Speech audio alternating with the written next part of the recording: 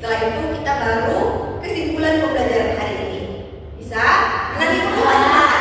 Tepuk semangat. Semangat. Ya,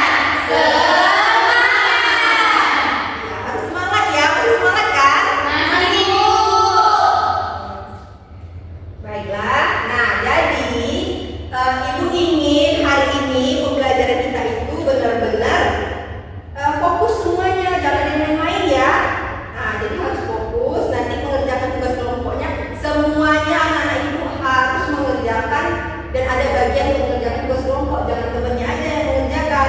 Nah, nanti Ibu akan melihat keaktifan anak-anak Ibu, siapa yang aktif dalam mengerjakan tugas kelompok, siapa yang aktif bertanya, siapa juga yang aktif nanti memberikan jawaban kalau ada temannya yang bertanya. Nanti akan ada nilai tambahan dari Ibu. Bisa? Bisa, Bu. Baiklah. Kita masuk ke pembelajaran selanjutnya. Kita akan melakukan teknik mindfulness dulu. Semuanya harus ikutin ya. Jadi kita coba berdiri semua anak-anak Ibu.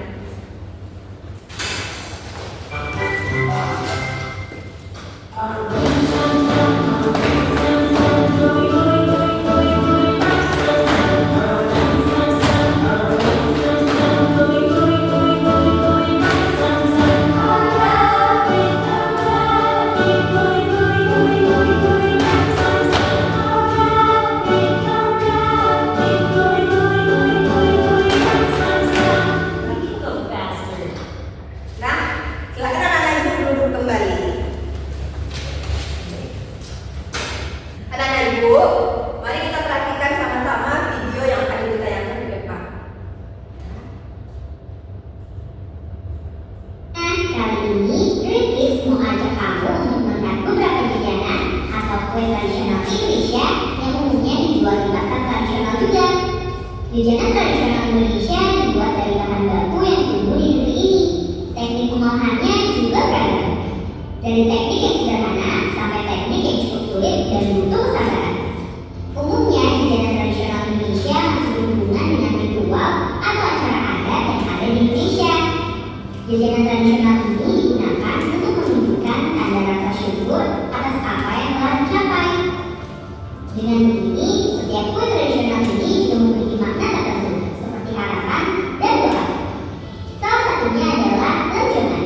Lenjongan terdiri dari beragam isian, yaitu cenil, timun buah merah, timun gula pasir, ketan hitam, ketan putih, getuk, telepon, gatot, saus, dan jongkong.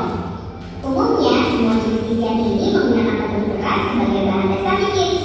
Wah, enak ya, kids. Siapa yang suka nih? Nah,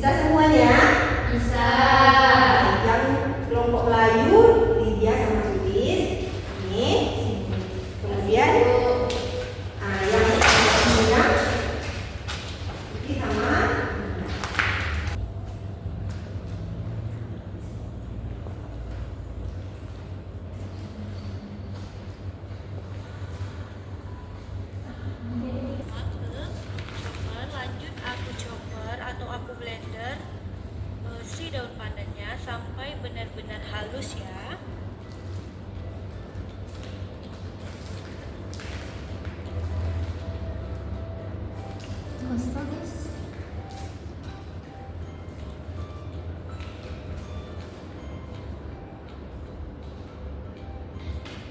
Oke, kalau udah kayak gini. Anak-anak ibu sudah selesai bikin KPD-nya? Sudah, Bu.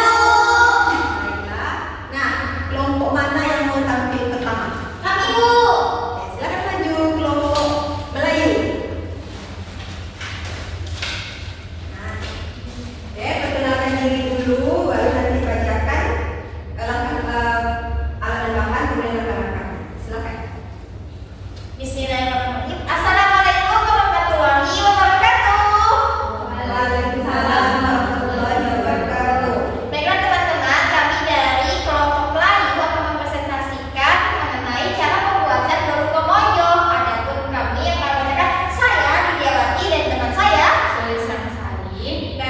Nah, presentasi ini akan dibacakan oleh rekan saya Sulis. Pada Sulis disilakan.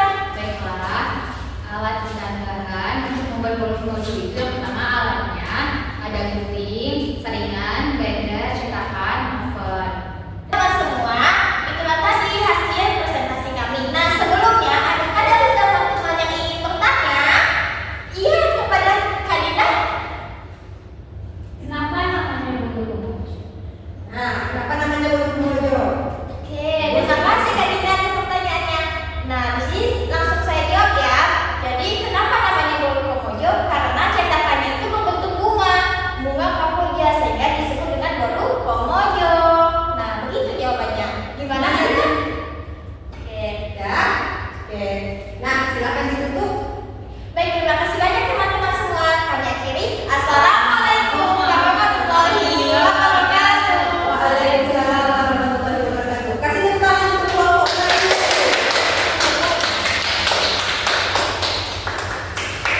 Nah, yang kedua kelompok Minang, silakan presentasikan hasilnya.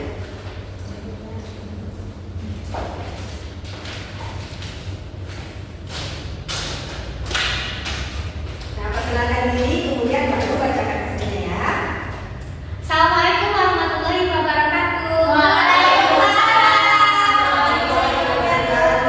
Kami dari kelompok Minang akan mempresentasikan hasil kelompok kami itu tentang keripik sanjay yang beranggotakan saya, teman Bina dan teman saya akan mempresentasikan tentang cara pembuatan keripik sanjay yang akan dijelaskan oleh teman saya. Baiklah, keripik sanjay adapun alat dan bahannya pisau, blender, panci, kompor, dan sendok. Nah, itulah cara pembuatan keripik sanjay. Bagaimana dengan teman-teman? Apakah ada yang ingin bertanya? Saya ya kepada Sulis. Jadi gini, kita kan sekarang buat teks prosedur menurut kelompok keripik sanjay. Apakah ada yang membedakan antara teks prosedur dengan teks lainnya? Terima kasih Sulis. Oke, di sini saya akan menjawab langsung tentang pertanyaan Sulis. Apakah ada perbedaan teks prosedur dengan teks yang lainnya? Nah, pasti ada perbedaan antara teks prosedur dengan yang lainnya. Teks prosedur itu menggunakan kata perintah dan dia berurutan. Jadi dia punya urutan dan harus sesuai dengan urutan. Seperti itu. Terima kasih kelompok keripik sanjay. Terima kasih. Baiklah, sekian dari kelompok kami. Assalamualaikum warahmatullahi wabarakatuh. Waalaikumsalam warahmatullahi wabarakatuh. Nah, baik. Jadi, tadi kita mengerjakan KPD tentang apa? Teks prosedur membuat jajanan khas daerah Indonesia. Bagus, teks prosedur membuat jajanan